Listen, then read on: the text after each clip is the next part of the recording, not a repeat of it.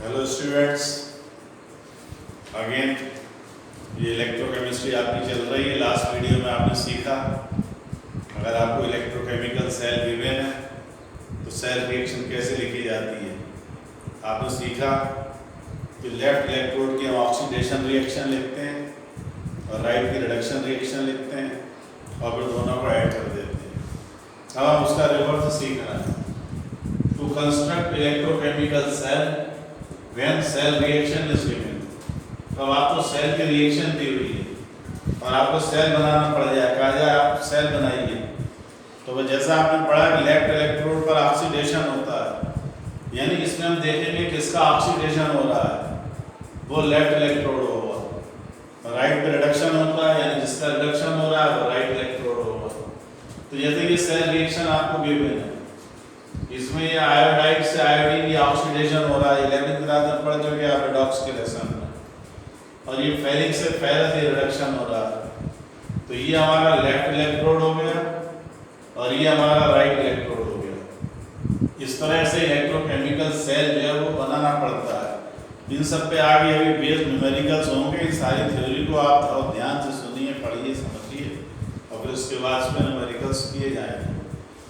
Calculation of EMF of electrochemical cell and feasibility of cell reaction।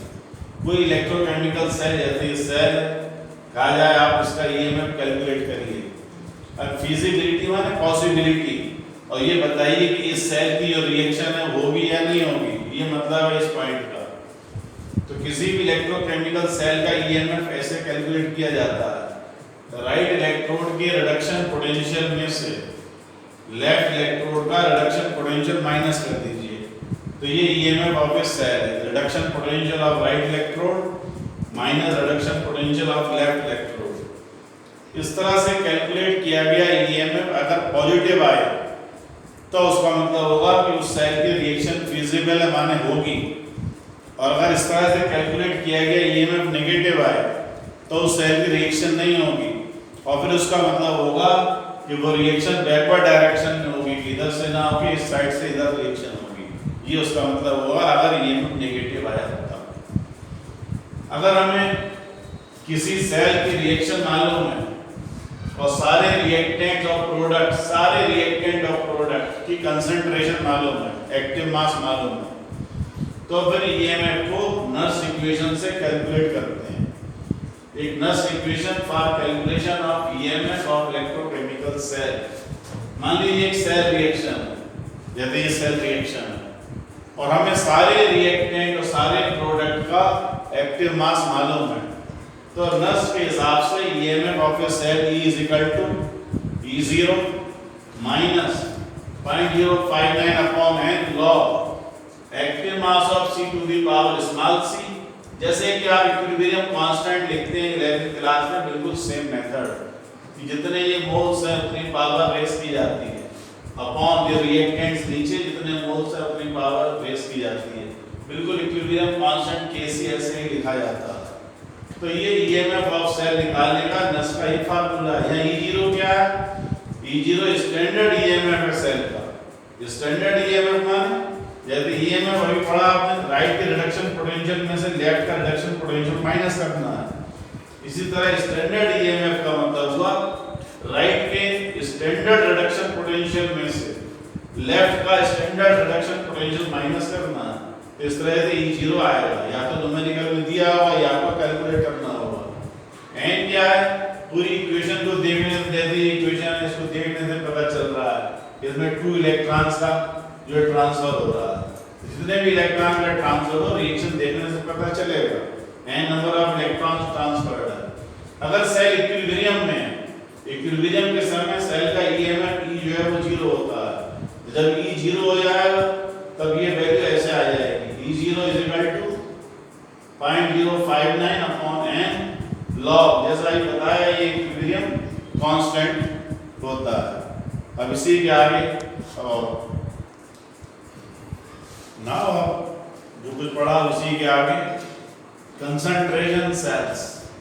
तो जैसा आपने पढ़ा कि इलेक्ट्रोकेमिकल सेल 2 हाफ सेल से मिलकर बना होता है, एक पर ऑक्सीडेशन होता है, एक पर रिडक्शन।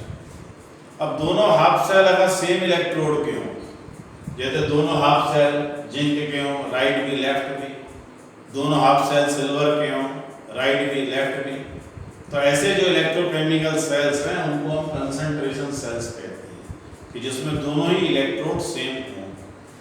ऐसे सेल्स में कोई केमिकल रिएक्शन नहीं होती है। ऐसे सेल्स में सिर्फ क्या होता है, इसमें आयंस का माइग्रेशन होता है। बस आयंस जो है वो हायर कंसंट्रेशन से लोअर कंसंट्रेशन की तरफ जाते हैं।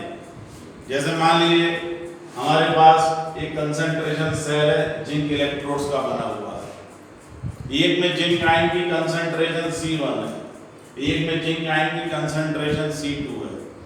मान लीजिए C2 जो है वो C1 से ज्यादा है, तो बस क्या होगा, इसमें कोई केमिकल रिएक्शन नहीं होगी, वह जिंक आयंस C2 से C1 की तरफ जाएंगे, बस ये चेंज होगा, इसमें केमिकल रिएक्शन नहीं होगी। ऐसे जो सेल्स हैं वो कंसंट्रेशन सेल्स कहलाते हैं।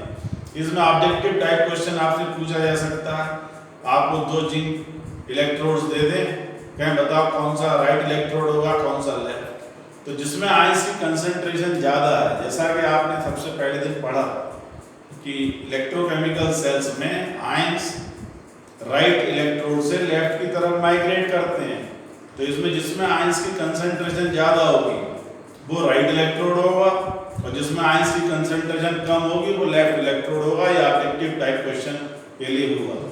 और न्यूमेरिकल के लिए और आपको ये समझना है कि हायर से लोअर की तरफ बस जिंक आयंस माइग्रेट कर रहे हैं, और फिर नस इक्वेशन के हिसाब से EMF of cell E = E0 - 0.059/n log, जैसा कि पढ़ चुके राइट में जो प्रोडक्ट है रिएक्टेंट नीचे, इसमें राइट में C1 लेफ्ट में C2, इस तरह से लिखा जाता है। कंसंट्रेशन सेल के लिए E0 की वैल्यू 0 होती है। E0 क्या है, राइट के रिडक्शन पोटेंशियल में से लेफ्ट का रिडक्शन पोटेंशियल माइनस करना, दोनों सेम है, इसलिए E0 की वैल्यू 0 हो गई।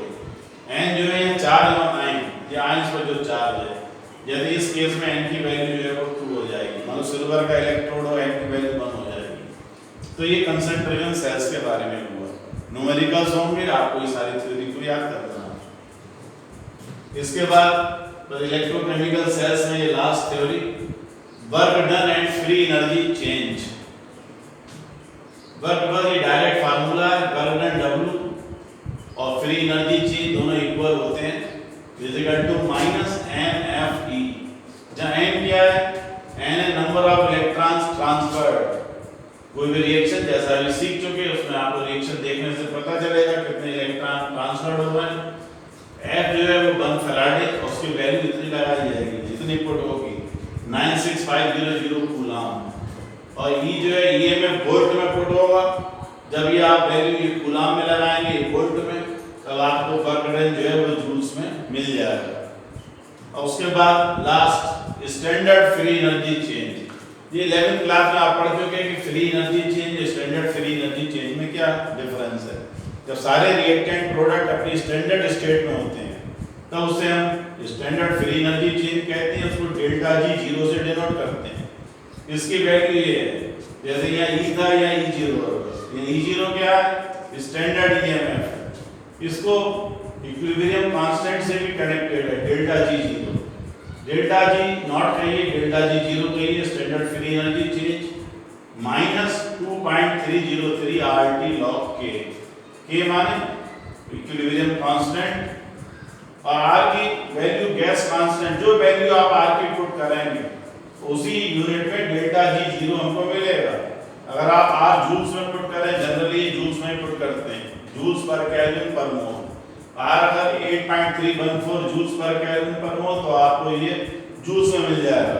अगर आप ये कैलोरी में पुट करेंगे तो ये आपको कैलोरी में मिल जाएगा। जिस यूनिट में आप पुट करेंगे उसी यूनिट में आपको डेल्टा G 0 मिल जाएगा। T टेम्परेचर है केल्विन में। बस आपके लिए एक ही राय, बार-बार रिवीजन पढ़िए, और कल से इसमें हम न्यूमेरिकल करेंगे नेक्स्ट वीडियोस में, याद करिए।